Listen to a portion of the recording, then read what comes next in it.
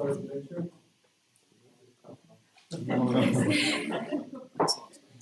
Okay, so the first part, we talked a little bit about what is the problem with all, and what are the equations, and what are the problems that people are working on at the moment, these wave kind of things, explaining curves, for example, or explaining universals, you can do the simulations, and try to explain different features, but you have to compromise somehow. Remember, if you want to explain waves, you have to go to numerical numbers, European computers, and you cannot run it on time.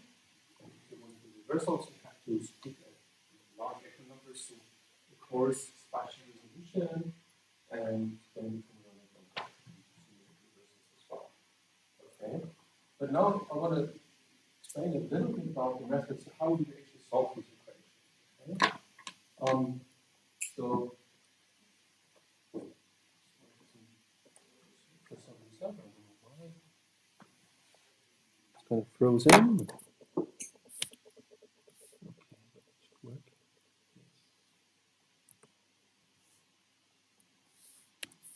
Yes. What is that? Okay, don't know the program. How do I go presentation mode? Not, huh? Double arrow, the top right corner. Top right corner. No, a little down, double arrow. This one? Simple enough. So now let's. Yes, Okay, it works. good. Great, thank you. Okay. So, what we do as a first step, and that's what we typically do in mechanics, you go to a non-dimensional formulation.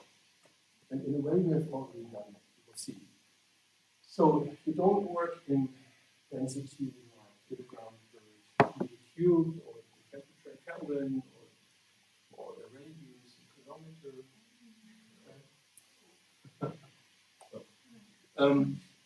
but you choose appropriate units. And these appropriate units are defined by the problem. What I show here. So basically, for the density, you choose the density at the outer boundary, which is the outer radius RO, as a reference point. So all densities are given in terms of this density. Right? So that makes sense because density doesn't vary that much, so you use just small numbers. For example, temperature is the same, and the radius or any distance is now given in units of the thickness of your shell. Right? That makes life much simpler. Okay? And temperature time is given in viscous fluid time. So this is, you remember this mu is dependent on this quantity. This is now E squared is kind of the length scale here, so the thickness of the shell. And then we choose this as the time unit.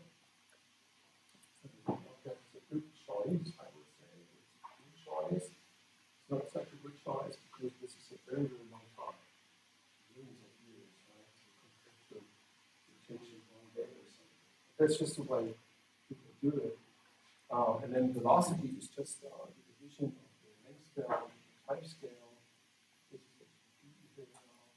The numerical field is given this funny numbers, and they actually come from the Elsevier number, if you want. So the Elsevier number is okay.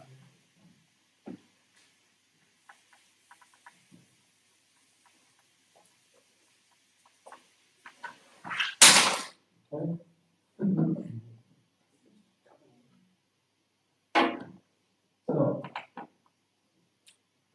you remember probably the Elsevier number. We had like a measure for the magnetic field strength, or the impact of the magnetic field on the cell. And that was given by E squared over the square root of mu, which is the mobility and angles, specifically density and vegetation of the system. I can also formulate this in a different way. So, yeah. So I should take this very well. That makes sense. So, like this, okay? So then actually, if you scale B squared, like square root of this, basically you're giving the field strength in units of an Elson number. So when you have a field strength in the solution which is 1, that means it represents an Elson number 1. And it's just a very convenient way of expressing this. And think about this in different ways. For example, this is the outward velocity that some of you may know.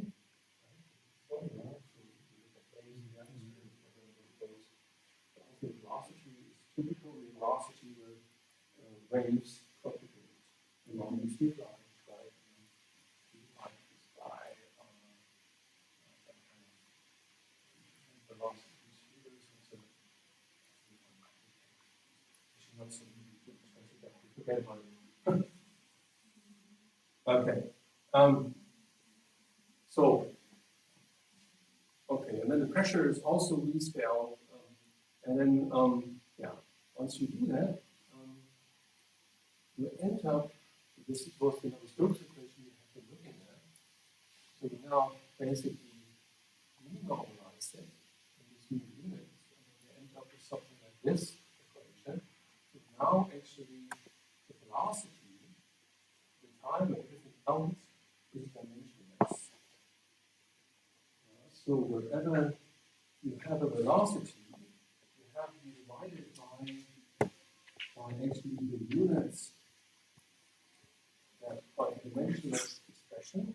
So by u over d, so then it becomes dimensionless. So this is now a new velocity that's called prime that you're solving for.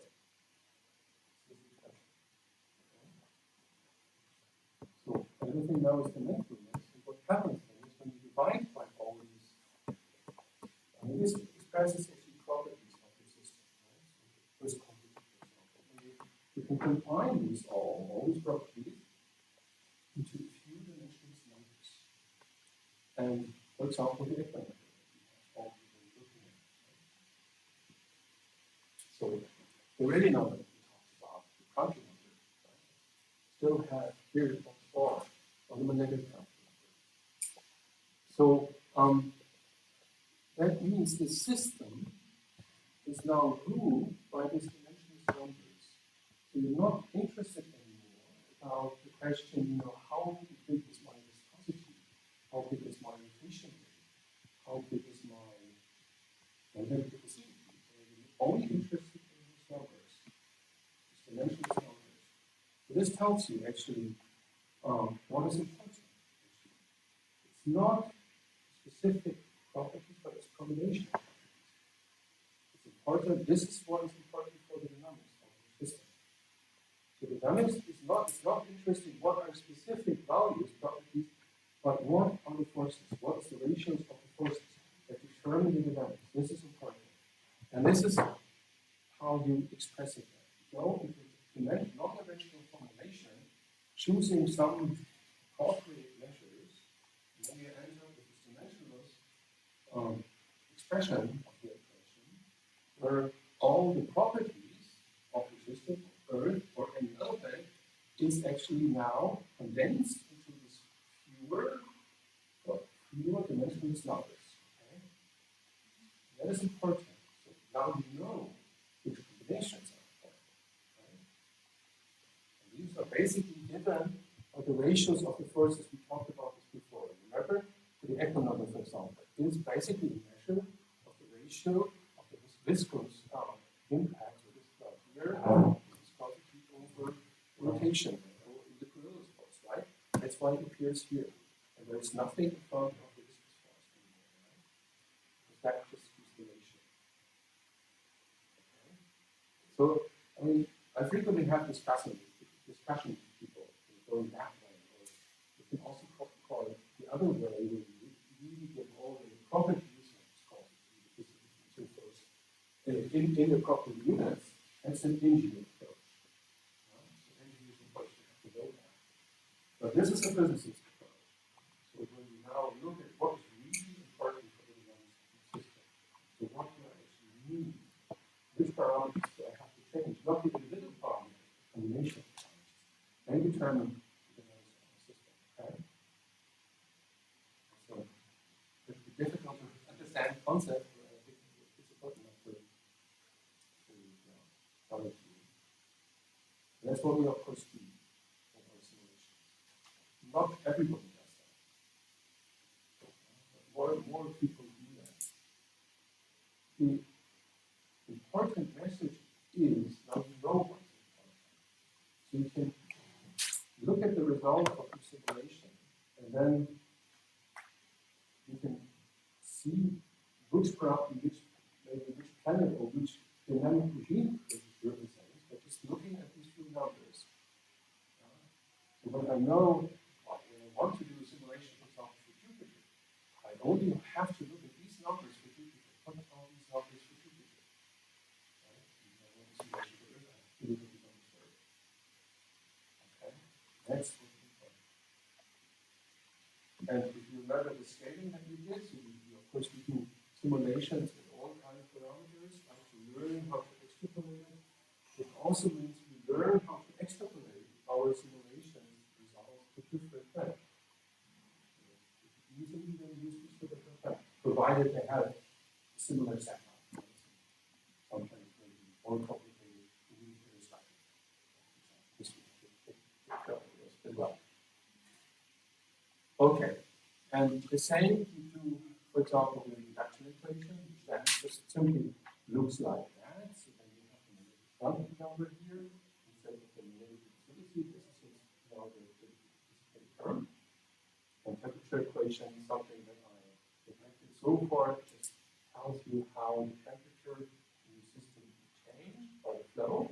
So you use temperature around, or step around, and then, of course, it also uses packets.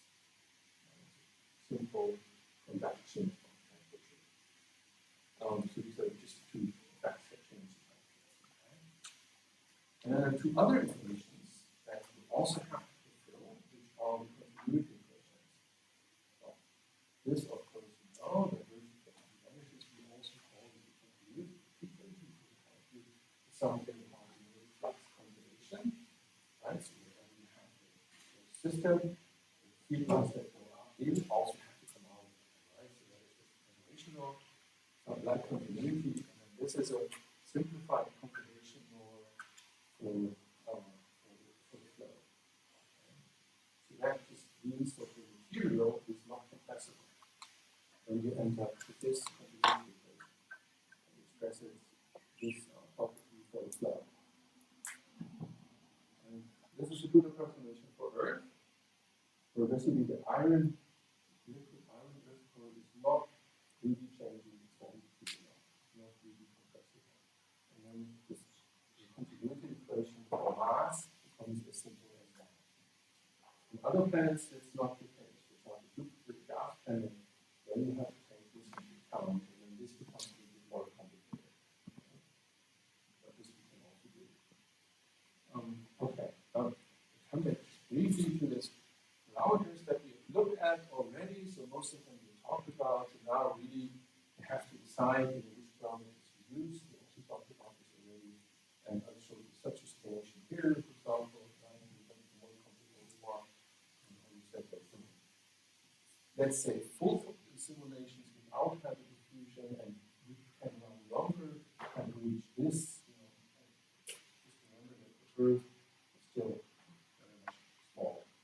And the quantum number is not to be talked about.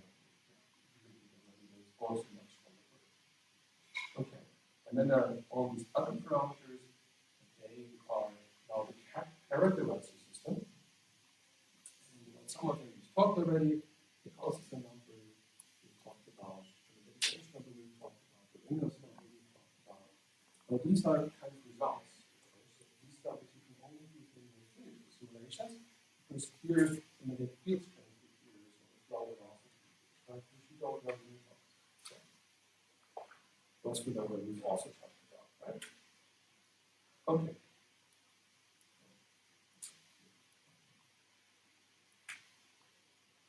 Okay. Now also briefly touch about what would you now do if you want to do a simulation? How would you decide which parameters you want to use? Right? And typically, I like to always say you start with an echo number, because that more or less determines the resolution you need. For example, with an echo number 3 times 10 to the minus 3, simple solution I said before, you can get away with just using 33 radial points to represent the shell. But if you go to an echo number 3 times 10 to the minus 5, which is the one temperature, it gets more like 100 radial points. And the horizontal resolution has also been increased. Remember, this is because this quantity features more and more smaller scale growth, but also more and more smaller scale magnetic field. Okay? So start with your echo number, see what you can afford, and then of course the next important question is, so what do I want to see? What's the problem with that? Am I looking at fast waves, or am I looking at long-term evolution of the system? So I want to be in a specific dynamical regime, so a specific band.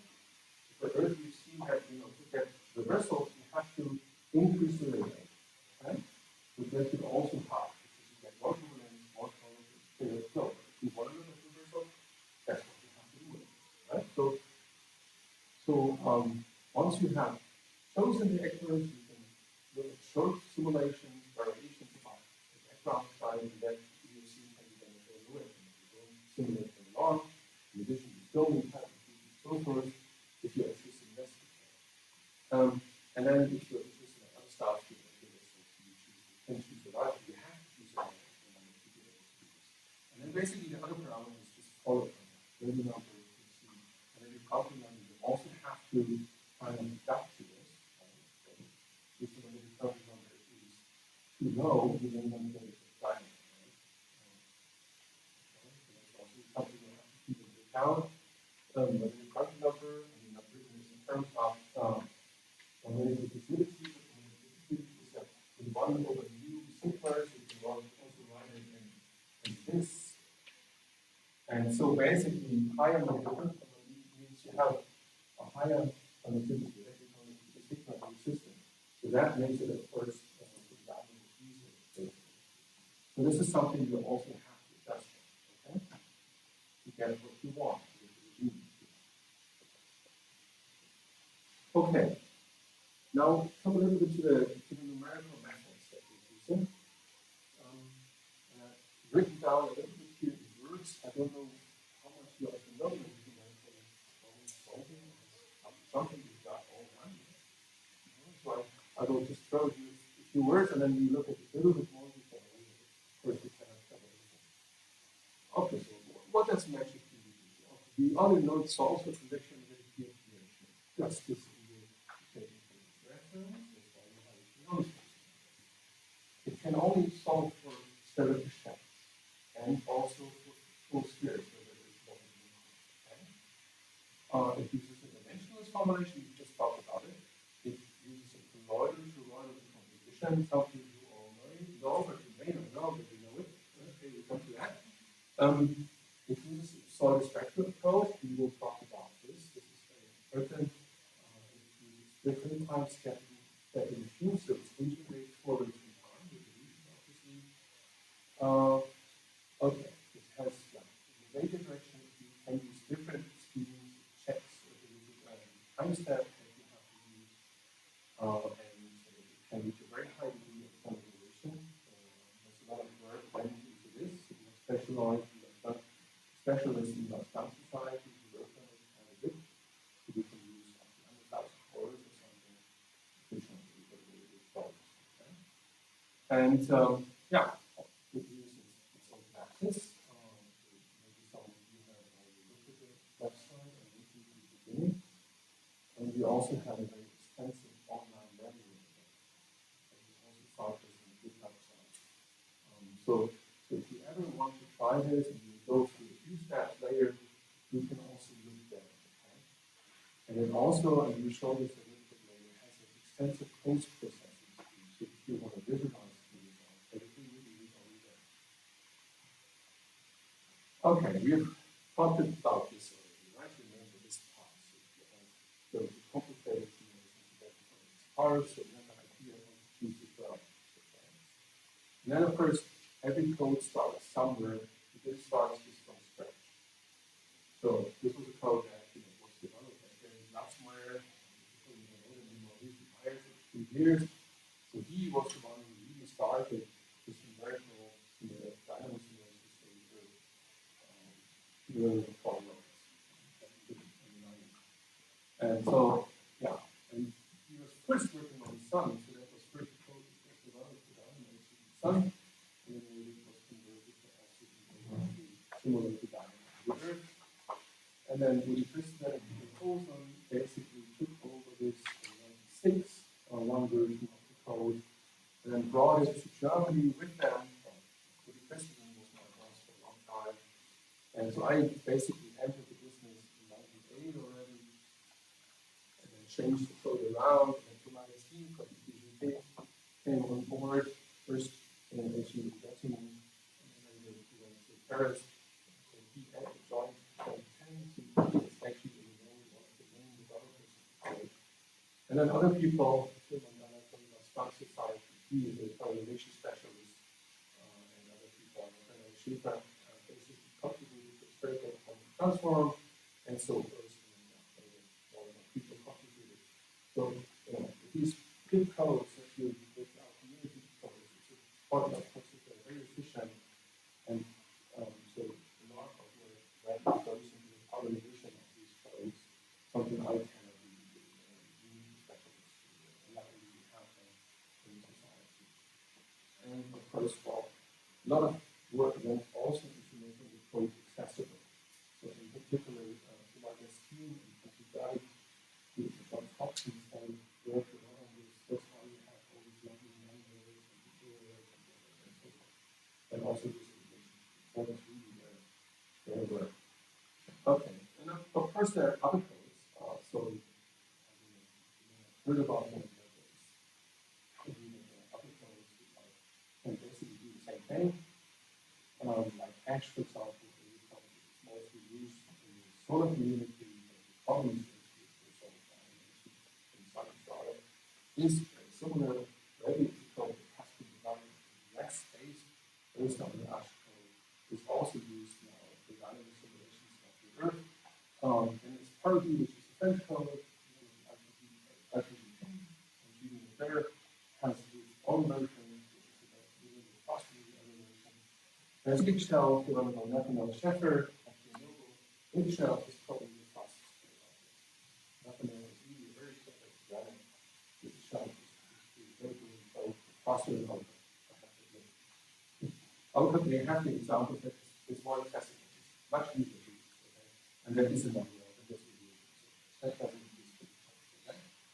There's a UK code, some of you may have heard about. Some people maintain that code. And there is pencil code, also used for utilities. So all have their advantages and disadvantages. If itself, each shell is the fastest code, ours is the second fastest code. And then maybe if you like Parity makes code scale a little bit better, so you may be able to use Parity on loads of costs if you have it. And then maybe you could better. Yeah. Okay, so let's briefly talk about the method. So one important thing is the toroidal decomposition. Who has heard about that? Some of you. Okay. So it's really the divergence of the vanishes, we use in the composition, we decompose it into a toroidal field and the toroidal field, which is written down here. If G is the toroidal potential and H is the toroidal potential. If we deal with the geomagnetic with the observation, this is the only thing we can observe. All we observe is the toroidal field. In space where there is no currents, all we have is the toroidal field. But the toroidal field is also there, of course, if you are looking at the so when there are electric currents, you have also this toroidal field. Okay, so and the same is true for the flow, the divergence of you and the flow, so we also express it in this way. Of course, if you do it the equations if you fulfill and repeat are already fulfilled. You don't have to care for them anymore, which is good. That's why we use that. That's why everybody uses it. Not everyone. So there are some codes which work in so-called primitive languages. So they really fall for the UR, USEtter, ER, using the so-called components of the field. You can do that, but then you do an extra equation to guarantee that there's D equals 0. That's right. You can do that. Some people do that. Not that it makes field and it's very hard. So, okay, so that is good. We should use this. Okay, so if you do that now, you plug this into the equation, so you put a U like this or U like this. And you end up, before you have basically 9 equations. You have temperature, you have density, so forth, right? And when you do this ansatz, you end up with 6 unknowns, which are these potentials, pH, W, and flow, temperature, and pressure. And you need 6 equations to solve it. Right? How do you do this? Well, simple operators. So if you, for example, you look at the flow, so you just look at the radial component, this is the radial unit vector, and the radial component is the horizontal Laplacian times the polar potential. So there you have it. The polar potential is the only potential which has the radial component. The toroidal flow, and also the toroidal field, only lives on spherical surfaces. That's also why the toroidal field, which is produced inside Earth, corresponds to the region of Earth. And actually, the toroidal field, which has a radial component. So, if you just take the radial component of the flow or of the field, you already have just the toroidal potential you want to solve for. Okay? For the toroidal potential, you have to go one further step. You first take the flow, and then of that, which then basically ends up at the same equation. The horizontal Laplacian of the toroidal potential. So these are two operators which allow us to screen out the two potentials from the flow or the field, but also from the equations, of course, right? And here I've written down the horizontal Laplacian if you're interested. So now this means that this Navier-Stokes equation, the left-hand side, which is just rho times the time derivative of u, this becomes that. What I've done here, I've combined rho with the velocity. With the velocity, that means the W now is the mass. Okay? And for the toroidal part, the left-hand side of the Navier-Stokes equation, to solve for the toroidal potential, we have to use this with the Navier-Stokes equation. Take the curve and then the radial component of that. And then you end up with an equation for Z. Okay? The pressure equation, we take the horizontal derivative, and then we end up with an additional equation that allows us to solve for the pressure.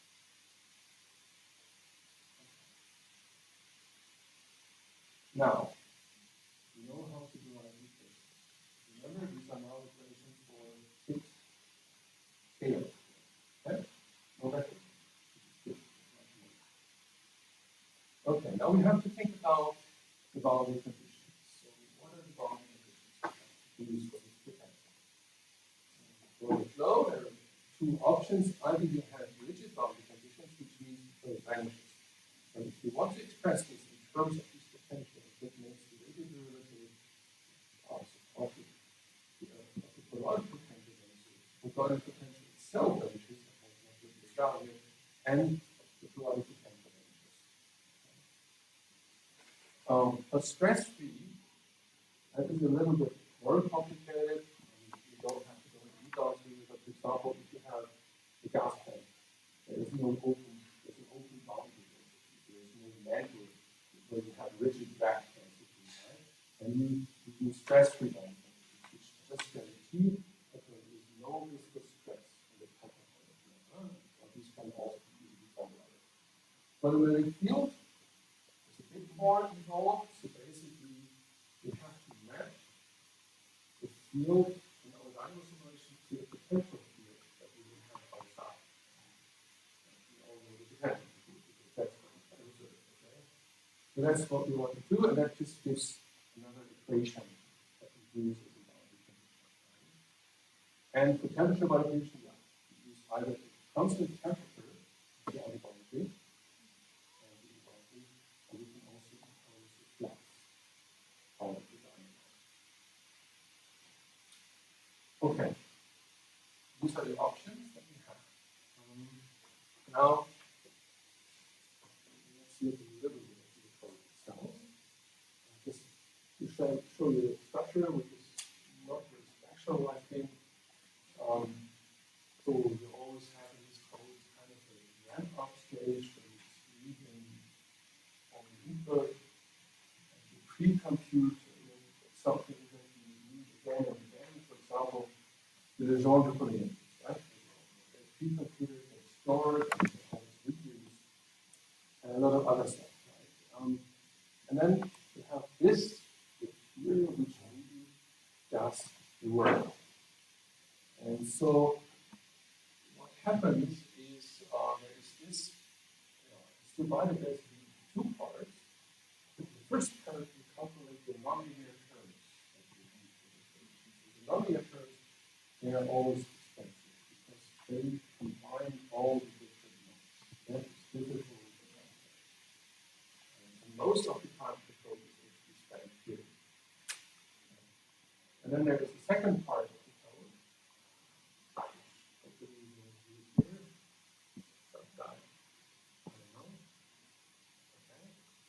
which is here, which actually then, once you've calculated all these terms that you need for the equation, and it's actually the equation is calculated for every time. And of course, at the end, when you're ready, you have to do some analysis and do some output. Yeah, this here, as I said, is the most expensive part.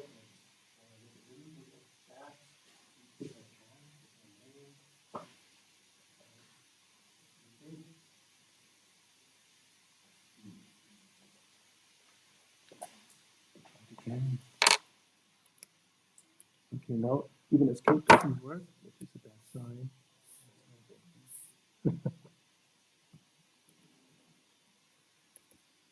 Okay. Let's just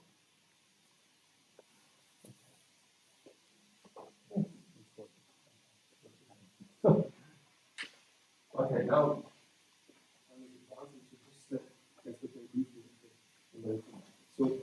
so what we do is we use pseudo-spectral. That means we have two representations of each variable. One representation on the grid, in the grid, and one representation in spectral space.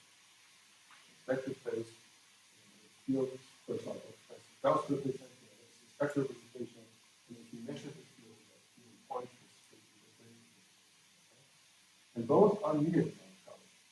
And so here I show a little bit the grid. So equidistance actually in longitude, latitude is a bit more complicated. We choose a special grid which allows for fast integration in longitude. Gaussian Jordan is called, but that allows for precise integration in latitude. And here I show the radial grid. The radial grid is given by this formula.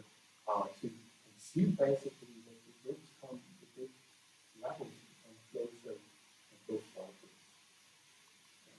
The reason we do this is because we may have boundary layers. Okay, so if there's viscous spread, if there's viscous boundary layers, and this is something we want to resolve better. Okay, and therefore these kind of grid points are chosen. And now, think about the grid presentation. So this is the grid where we sometimes we define all the variables. And now we need transform from the grid representation to the spectral representation and back. So for the spherical, for the horizontal representation, of course we use spherical surface harmonics that I can see all now. And you can transform back and forth. Of course, some normalization you have to define. So that some people use semi-normalized, horizontally. Of course, you use something else, but it doesn't really matter. You just have to invent it. What to use. So it's defined here. What we use. And then, yes, so if you representation is basically like coefficient, you just add all the stuff. Here is just one of this representation. And the spectral representation then means you have to know how you go from basically the function that you know on the grid of people phi, longitude, how you get to these coefficients, but this is similar as what we did on what we looked at yesterday, right? And you have a little better reference here because for our simulations it's important to be fast. Right? You do computers and you go a million timestamps or whatever, right? And there is every detail counts. So you really have to do as fast as you can. If you do speed models, that may also be important, but you don't do it million times.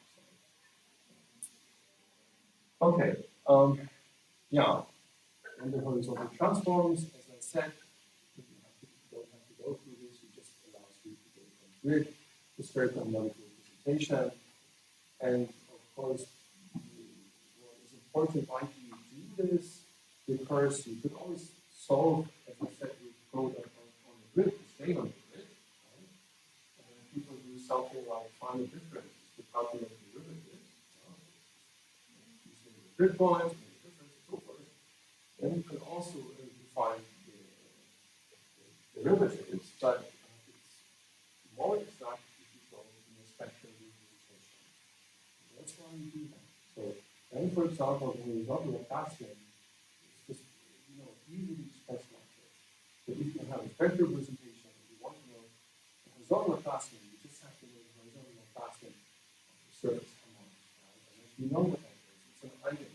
These are eigen vectors for the Laplacian. That's what we use, right? Okay, other derivatives you can also easily express in the spectral case, right? So this is all we can. That's the typical thing. Okay, I think I don't talk too much about this radial representation. So radial is what's called Chebyshev polynomials, so not the longer, but they're called Chebyshev polynomials, and then you use a specific grid, which is shown on the short, it's shown again at the bottom. So these are the boundary inner boundaries and here this density. And you do it in a clever way again that allows you to use fast transform. Transform from the grid to the spectral representation as coefficients of Chebyshev polynomials. Okay. Yeah. So let's briefly come back at the equations. Now, what does it all mean for the equation? And we have already shown that. So if you want to derive an equation, the spectral space for the magnetic field, particularly for the periodic field, and observe the surface, you just take the little component of the vector. Then the left-hand side is just that. Okay?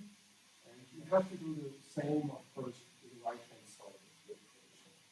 So, and now you go actually into the spectral representation. So for the G, you write now spectral representation, which now has three coefficients, so not Gauss, 2, M, degree in order, N and M, whatever you want to call it. Now we also the spectral representation in the radial direction, that's why we have a third component to the G and M. And now is, if you say our Gauss coefficients in the interior, which now have a different additional dimension, right? Okay, and then this is now the spectral representation of basically the time derivative here, right? So this term is here, and this now, the short-term derivative gives you just this vector. Because spectral representation is an eigenfunction of the horizontal test. And therefore, vector space, this becomes only our plus one over the vector square. And then you can also do this. This is actually now the diffusive term in the Classian of the magnetic field. Right? It also becomes then the symbol. That is so the, I don't know if you call it degree and that Yeah. Yeah. This is also called degree. Okay. Okay, so we have a decoded representation like this, where we have two numbers basically at the Gauss coefficient, but also the error coefficient for all the other variables as well in the system. Okay, and now what is complicated, as I said, is this right-hand side. Is the nonlinear term. So we have actually combined the different layers, and it becomes a little bit more involved. So here I've only written it down in general terms. So again, of course, we want to take the real component. That's what we've done here. You see that. And but we also, for this nonlinear term, we only want the contribution of DL and order n. Okay. So to get this, we have to multiply this with the surface fundament of the DL and order n, and then integral over the surface of the surface. Then we would get the L and M contribution of this term. Okay. So that's what we have to do. And that's what's so expensive. And there's some tricks we use, of course. It's usual. And yeah, I don't know. I think we don't have to go through the tricks, but the top message is we first have to calculate the combination of the flow and the limited field on the space. That's what we need individual space. Okay? So we calculate each flow component, each limited field component, each grid point, and then we just multiply it to the grid point. Right? But we have, therefore, we have to transform it first to the grid representation of the whole space. Which is stay a spectral representation, right? But the nonlinear terms become really curious in spectral representation because you combine all the different nodes. Right? That's really complicated. So that's why it's easier to go to the grid space, to multiply the terms on the grid space. Okay? You just calculate that, easy enough, and then you have to do some additional derivatives, actually, because you have to curl v plus b. So the curl, again, we want to calculate the spectral space, but that is much more exact. So what we do is we first calculate these two contributions, at theta, at phi, and v, for this, and then we transform them back to spectral space, so Lm. Right? That's what we do, and then once we've done it, we have this, and then we can use easy spectral representation of the derivatives, and then at the end, the linear curve is like this. Okay? Yeah. So this is really the most important part of the point. We're going from spectral representation into grid space, calculating the linear curves, and then going back into the spectral space. Okay. Good. Okay, now if you all do this, then at the end you get to the spectral representation. The nonlinear terms is like this. Okay. So if you look at this equation, so what is the section here? So these are, by the way, the shape equations. Okay. So there's no special derivative here. No derivative of theta, phi, r, whatever. It's all gone. Because we have the spectral representation. The spectral representation is easily calculated. Right? So we go from a partial differential equation to the direction to basically the algebraic equation. No gradient anymore. No derivatives to be taken anymore. They've all been taken care of at this point. There's one left.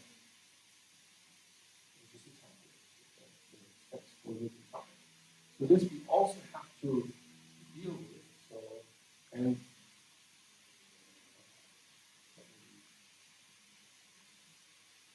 I go fast here so that different ways of discretizing times that we probably find different time stepping schemes. Actually, we may have come across a few.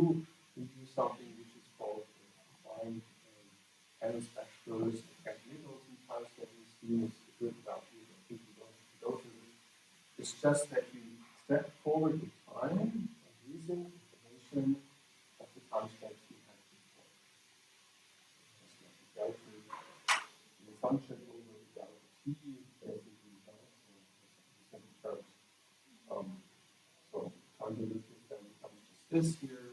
If you don't time step delta t, and then the time derivative is basically on the variable x is then just basically this, and this is changed by different terms which are now, for example, for the flow are all forces, right? And these you also have to know at different times. And there are different schemes used in the code, and you can actually try them if you are interested. And some have advantages to different forms of this stuff. So at the end, this is now the equation we are solving, so there is no derivative left, and we just integrate this for different times. So what we do is at the end, we just solve this algebraic equation. So it's just a linear equation system that we have to solve. We use standard linear equation system solving for that. So, and you have just one equation for each Römer level. There's one equation, and they are all combined. So in one go for each mode that you have in the system. So for each spherical harmonic L to be in order.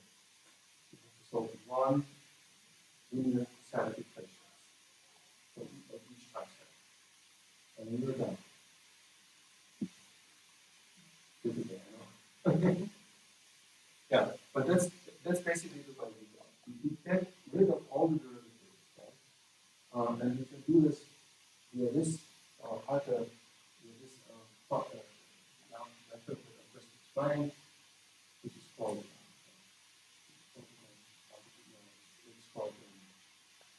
collocation or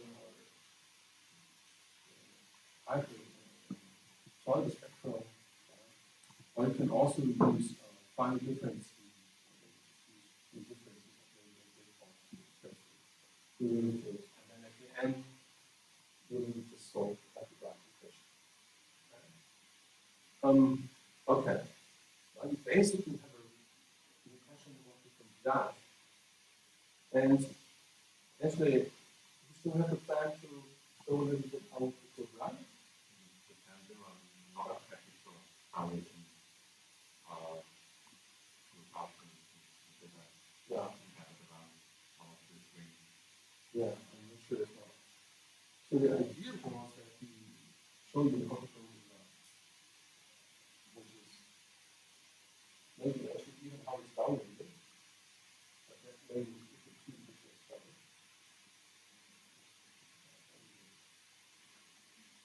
So, okay, so maybe what we can do is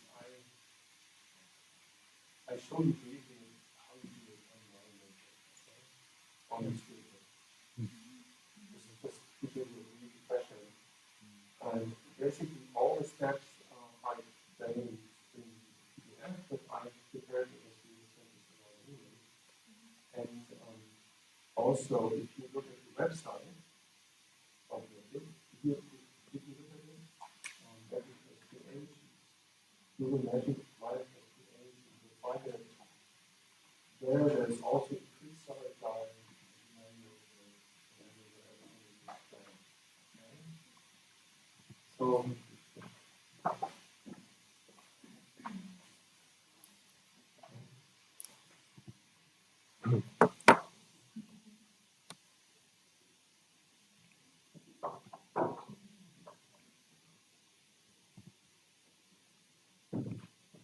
So what you have to do is split. Well, it depends really on what you have already installed on your notebooks. If you run it on your notebooks, maybe not on others. Yeah. Okay. So here, that's the website. So it's on GitHub.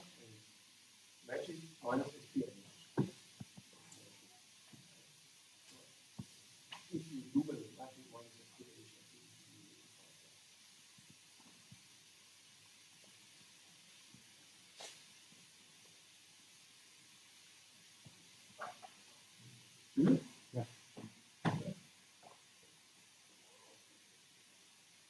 So this is how it looks like, and that allows you then to download the code, but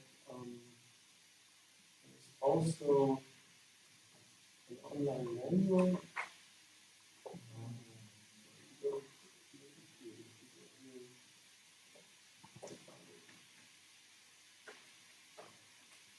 Which is this. It's actually this one here. If you go to that one. Here. When you come to that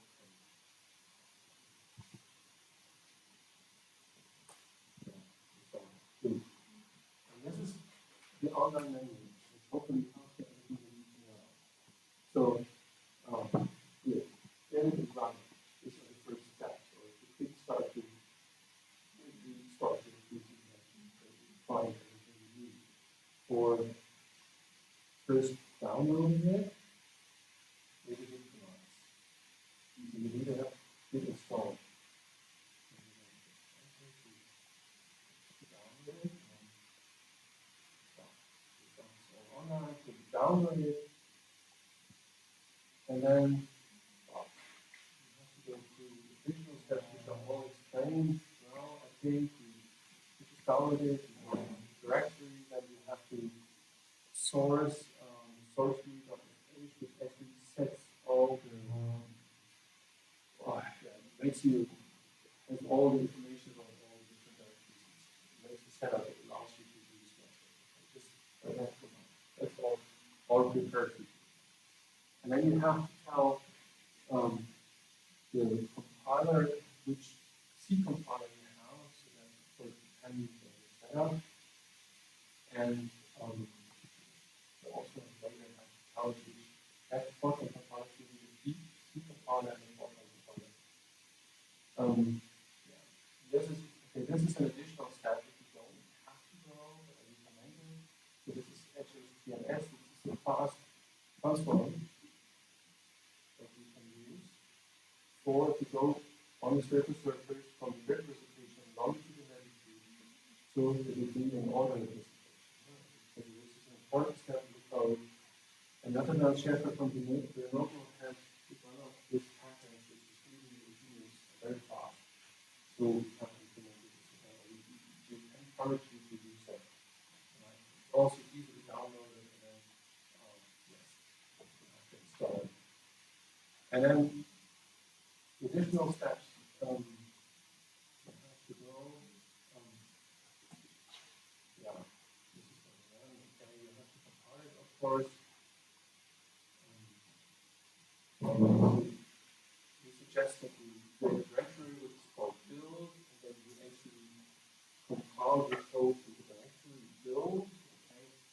And then you have to tell it which Potsdam compiler to use. And you want to use parallels, you use an NPR forest, for example. You can also use Int'l, of course. This is an Int'l, and this is a recon compiler, and okay. And then with CMake, that allows you to compile your code. And then there's some options that you can use. For example, if you want to SHDNS, the fast transform, you have to do this option. Why does you use underscore SHDNS? Because and you just say make minus J, and then it compiles the code. If everything is okay, and you have all the libraries to use. If I can say. Okay.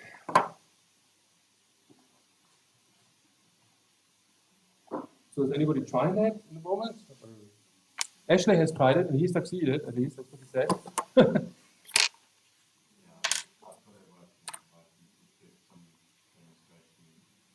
Yeah.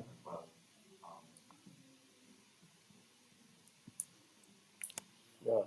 So I don't know how we do this. I mean, there's no extra session this afternoon, but of course I will be around and Ashley will be around. And also tomorrow. So if you want to give it a try later this afternoon, right? You can also do that. And you could also then ask us tomorrow, whatever, I just wanted to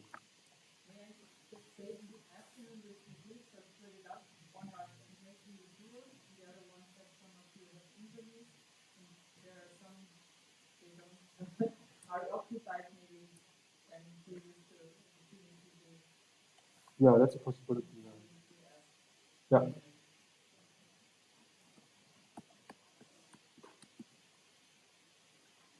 Okay.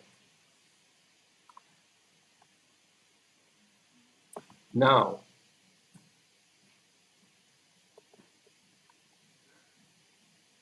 should we run the code actually? Yeah, we can do it. It takes a few minutes, but anyway. So, so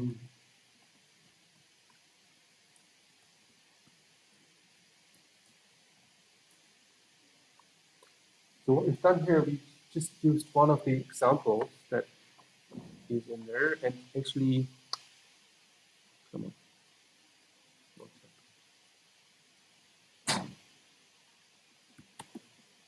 And I think you should send around this PDF actually, right?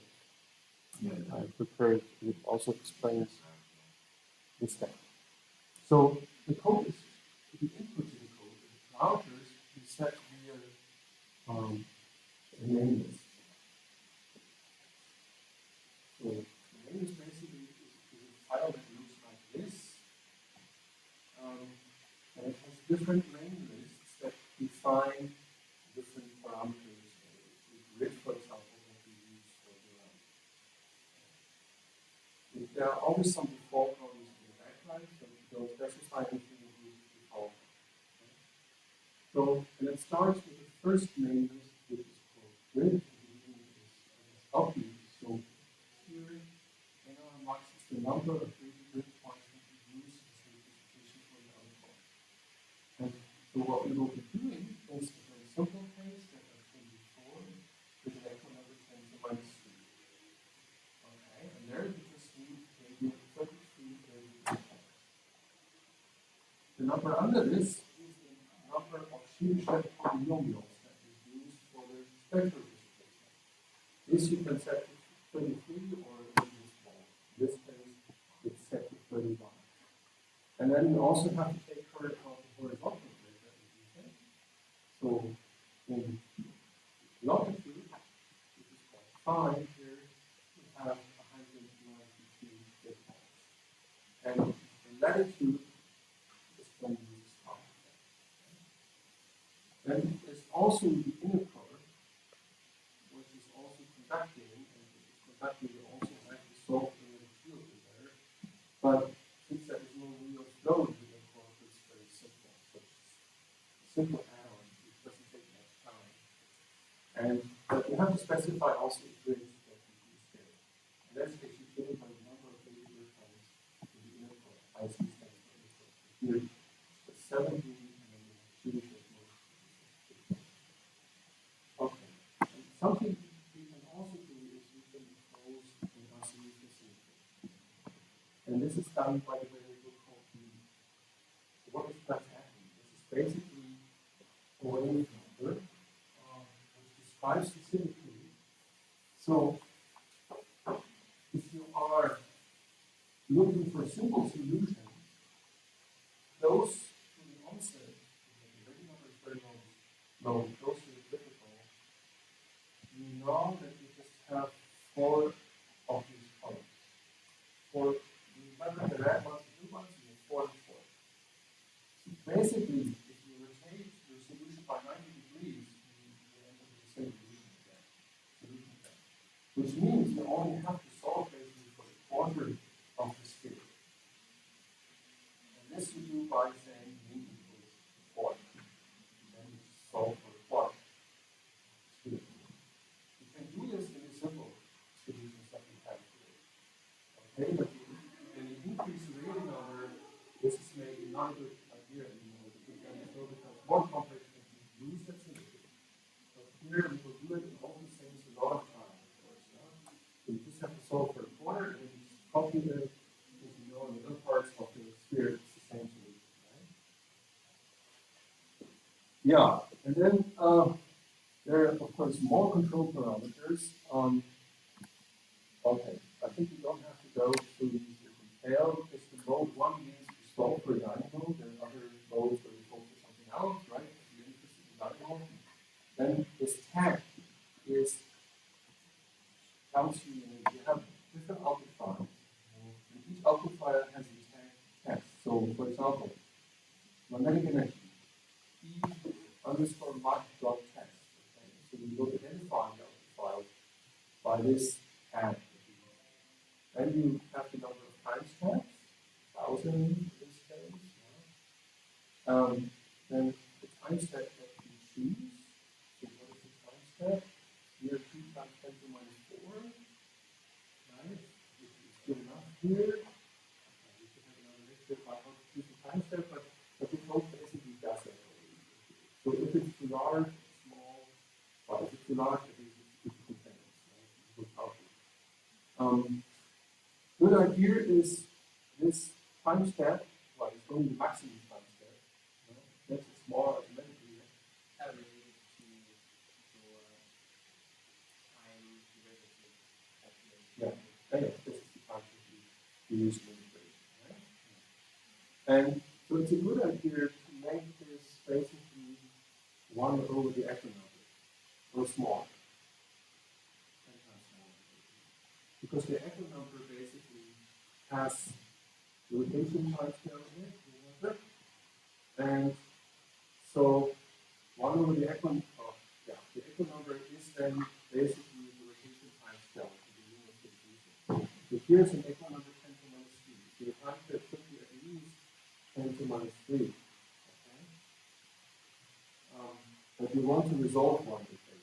Right? So rotation lasts 10 to minus 3. But we want to resolve the rotation, right? Divide 10 times steps. So that is 10 to minus 4, which is something we want to do. Okay, and here we use 2 times 10 to minus 4. Okay, then you can also specify the number of hours it's supposed to run. Okay, then it will automatically shut down in the minutes. Down. And this is the time integration scheme which is chosen here. And the second difference which we find in the manual. And then here are the important physical ones. So the radio number, 1.3 times 10 to minus 5. So this is close to the onset. Right? So often it's a very simple case. Further, the echo number, as I said, 10 to minus 3, counting number, negative counting number, the aspect ratio, which we haven't talked about, which is the ratio of the inner core radius to the outer core radius. For Earth, this is 0.35. This is what it is here. Okay, then some values defining boundary conditions, but don't have to go through that. So, okay, now let's run. So I had, of course, tested that before.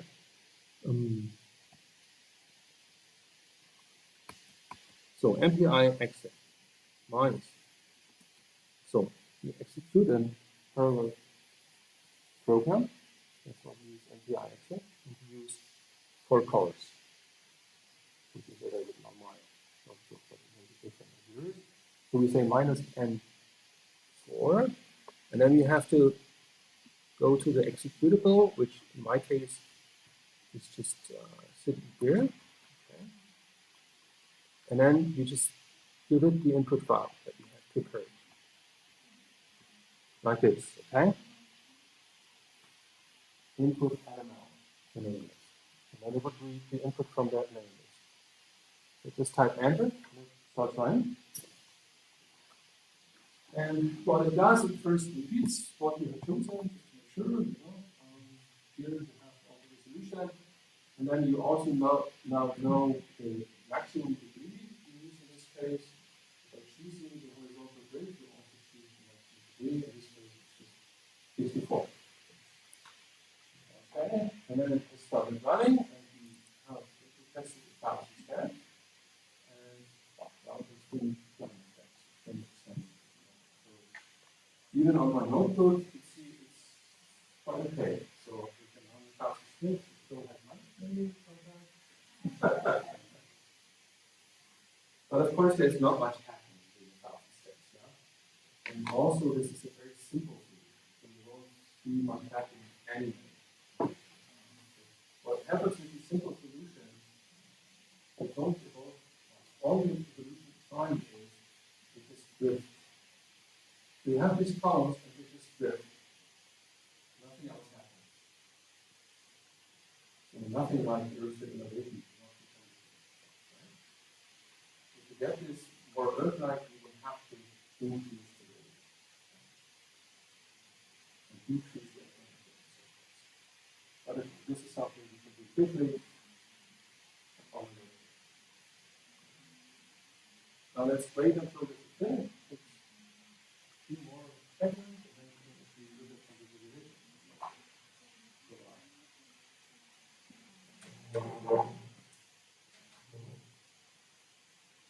Okay.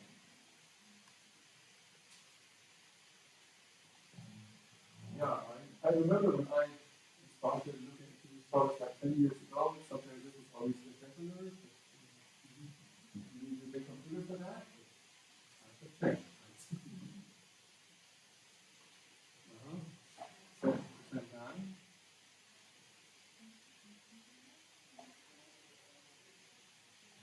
Okay, so if you try this later, you will see this is about an output file. And, this all has to test.test now, because that's what we provided. And so you can check out the output files, but you can also visualize them, because we have Python theory that will allow us to do that. You don't have to deal with that. Okay? And that's what you do on that as well. 90% done. We're finished now.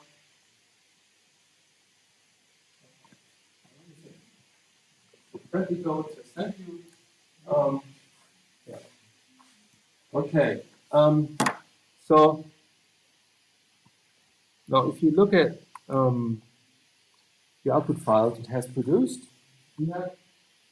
so every file which has .test here is output file that has just been produced.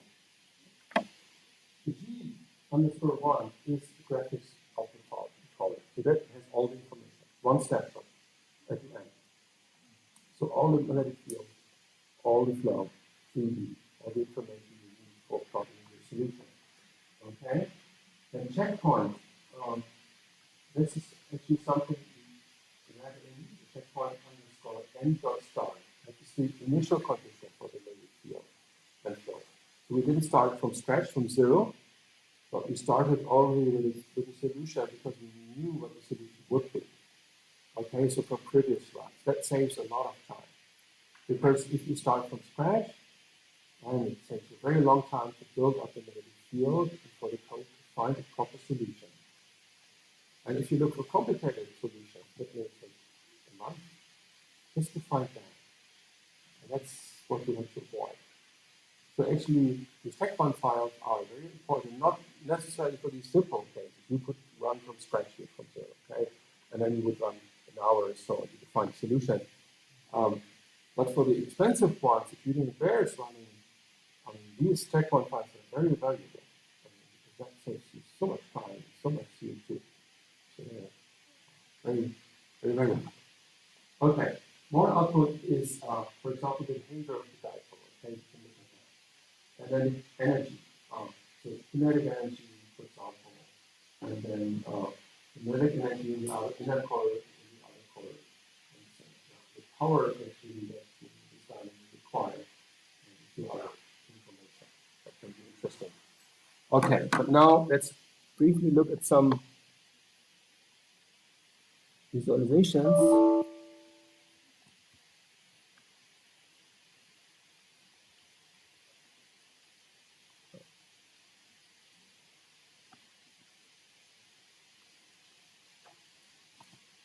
Okay, so I've launched a Pylab, or any other Python you prefer. And if you do this, you first have to know all your Python routines that are used for magic. You do this by saying from magic import start. Okay. Okay, to do this is very quick. And then, yeah, different Python routines now that we can use, and they're all explained in the online manual. And one of them is called Magic PS, which, magic of course the code, and then that plots all the time variation that we have stored in the various files. And now this one reads the dipole file, so dipole.test was the file it looks at, and then it displays the result. So you remember that we talked about the dipolarity this morning already. So this is how important is the actual dipole to other field components. This is plotted here and how it changes over time. And we briefly only looked at it briefly in time, so it's not much changing here. It's just a very general way, so to say.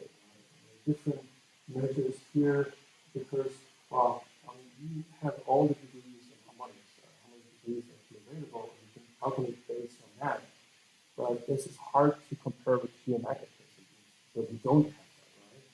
So what we always do is to also calculate the restricted to degree, maximum degree of commonality, because that's easier to compare with polynomial, for example, right? Or we can even restrict that more, of course. And now this is boring plot. It actually shows the dipole curve. And where is it? Up here. Oh, it's the perfect, there's no change. Okay? No total distribution. Very boring. And it's never reversible and stuff like that. So to get this, you have to crank up the Rayleigh number to get more dynamics, drive the system harder. Then the flow becomes more complicated. So you lose the symmetries. You have just these 4 rows now that are just drifting in time. You will lose that symmetry. So the link 4 is also not a good idea to use anymore. You should go to link equals 1. Crank out your Rayleigh number and integrate longer in time. Check it out. I don't remember by how much you have to crank up the Rayleigh number, but you will see that something happens. Okay? So that could be an interesting exercise. You may also have to increase your resolution a little bit. So, for example, go from the radial grid points, not 33 to 41 or something. You don't have to increase it by too much. They're also a good idea. And the horizontal resolution you have N5 for 190 something, you may go to 256 or something like that. And then run it again. And then you will see more interesting stuff happening. Okay. There are also various other files you can visualize. That was a dipole. You can also visualize the energy in the outer corner like this. And again, it's different. So now there is a colloidal energy and toroidal energy. So toroidal we don't have them. Here, of course, in the core itself is this. So we can plot that. But also the axis that we complications to it. And you can see also that it's not much changing. Whether the units is non-dimensional. It's not like a square or something, right? Okay. And so, as I said, all this is explained in the manual. And so some other cool feature, we can also plot 2D slices of the solution. To do this, we have defined a Python class which is called surf. We can plot surfaces, different surfaces. We can say S equals surf. And then once you've done that, you can just plot the different surfaces. For example, S.surf plots the magnetic field on the top of the coil. So I had to say field equals VR, so the radial component of the magnetic field, that's what I want to see. And then the radius 1 is just the outer boundary, right? And you can see what I said already, it's a very simple, boring solution in a way. And by the way, we have only solved for a quarter anyway. So and then it's just repeated. Because we know when the radial number is so low, that's the solution you're going to get. So we just say, like, some time. Yeah, so this is patches. That's it. Not very interesting. So you want to increase looking effort to find something more Earth-like. Okay, so you can also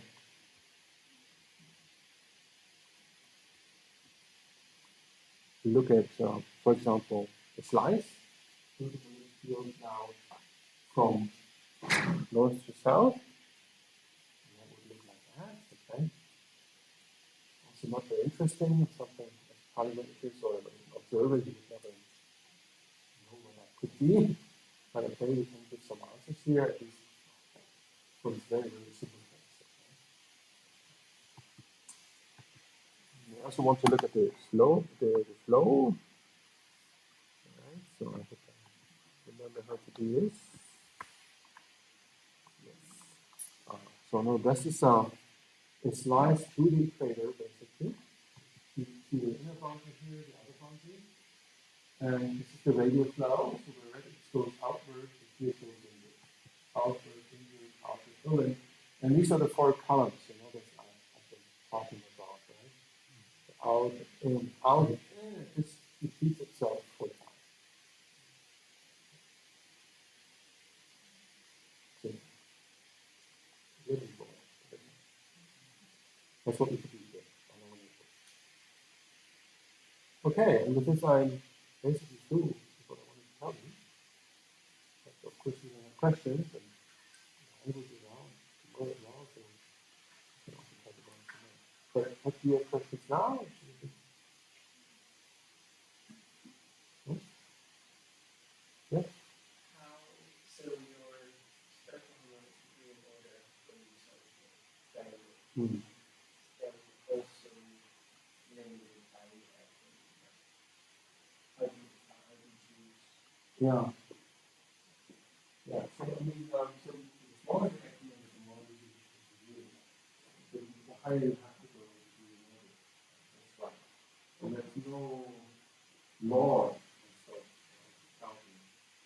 So it's hard to say. But I would have to look at some cases. So I would think that if you go to these solutions are 3 times 10 to minus 5. You probably go already to the 500. And for the very low resolution that we can use, instead of even though it's 1,000.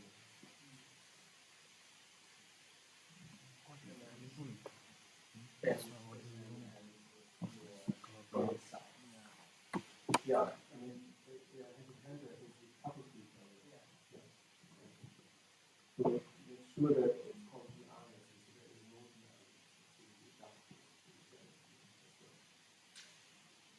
you have a question? Yeah, I have a question about it should be just a snapshot. Yeah. That means without the structure, the change is the height. Yeah, no. This is just a snapshot. And for this animal, it's easy. You know, this just moves around. It just moves around. It stays like this, it drifts around. Around looking things. Of course, for other cases, which are more Earth-like, you have circulations.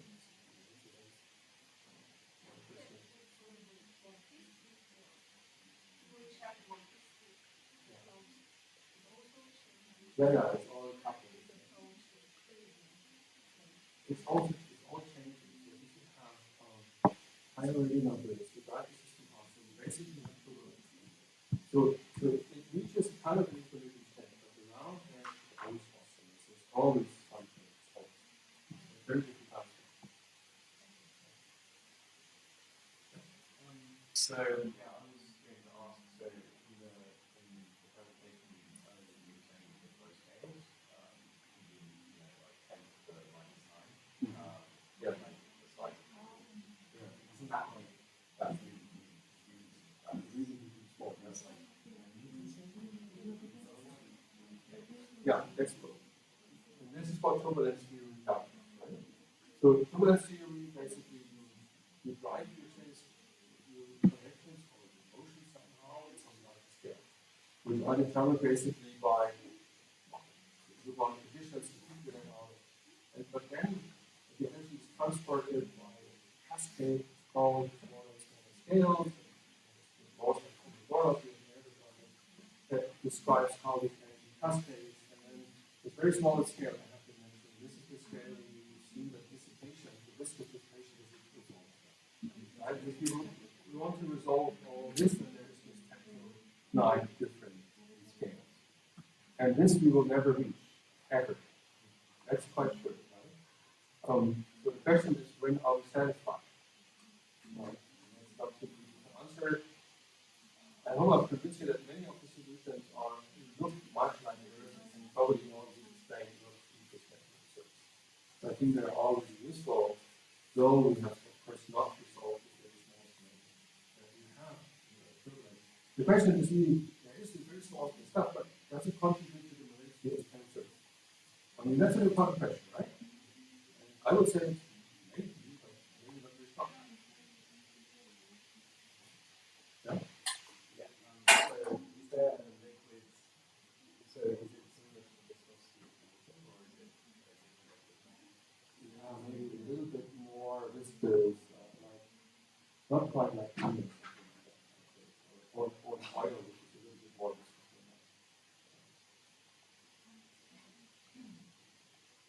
I have questions mostly related to the previous lecture. Right behind you, when you have this perpendicular flow going to magnetic field lines and Yeah. eventually it looks like there are connections happening actually. So I was wondering, can you capture that with simulations? Do you see that, or I guess it's very small scale. Yeah. Yeah, I mean, to be honest, I don't really know what these connections is. I know why people talk about it, as soon as they just want to do it. But for us, it's just diffusion. Diffusion, of course, happens, right? So that if you do this further, and you have your heat line like this, right? Then this right here, and this right here, and diffusion will fill that area. That the magnetic field lines will exit kind of. This is really magnetic dissipation. It's destroys this spectrum. So this magnetic field on the smallest scale, which I'm represented now on this edge, is just dissipated away. Yeah, and you have converted this into atomic dissipation. It's so easy. Right? This is basically what happens, right? And now depends on how long this process acts, and how we actually provide this edge. People provide it, and it's done somehow. You stop the flow, and of course everything is very somehow. But let's say you find so that you compromise something like this. The very smallest spectrum will be gone. And I know it's an important question in atmosphere ionospheric physics or lunar physics of people and actually also fail when people are reacting on Earth and so forth. But I'm never sure whether they do the same. Because they take democracy. Yeah. I think we kind of agree on when we talk about alpha omega dynamos, where you get like field line back in the parallel, and then they twist and go off into their own field, and then they create some different effects. Yeah. And then dynamo, I think that's what happens. So I think the fields, the magnetic fields we really have, extremely big. Just go for reference. And then you move this, those things. Oh, that's Yeah, the connection, I think in essence, is also much more important to have because we have much more, some much more rigorous flow. We need really small scale. And the connection is much bigger effect, and maybe also excites in some ways. And I think you think the solar corona, I mean, it's really strong. Something certainly don't have.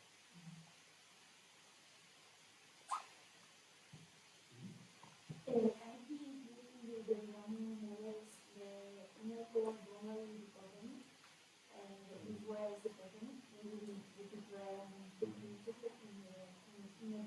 Yeah. So the company, okay, the seismic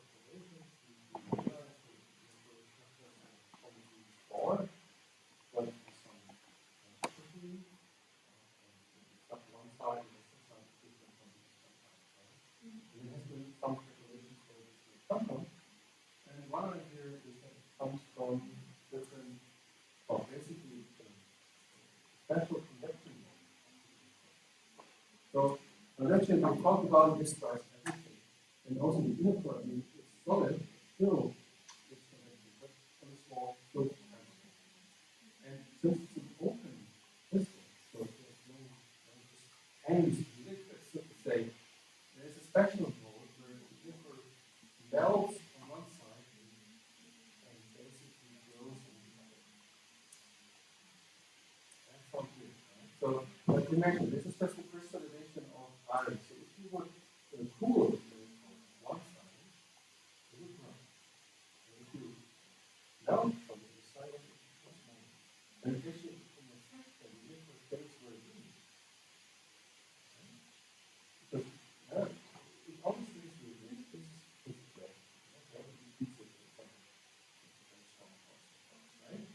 And so what the effect will do is stay where it is, but it will from one side, which will grow, so you have the light stuff coming out that I talked about, and on the other side, what will happen? You will accumulate, you will release heavy stuff, melt, right? And that gives you a connected pair, which is good on one side of the network, and the opposite on the other side. That's right? So that, follow equation number one, obviously, right? And now people have looked at that. And there are papers of using there,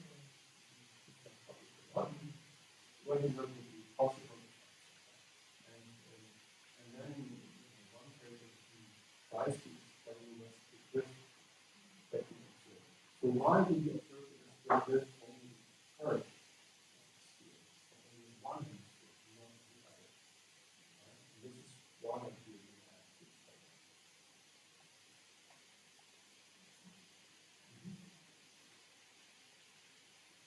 Okay? There's no further question. I think hopefully none. But I would just still be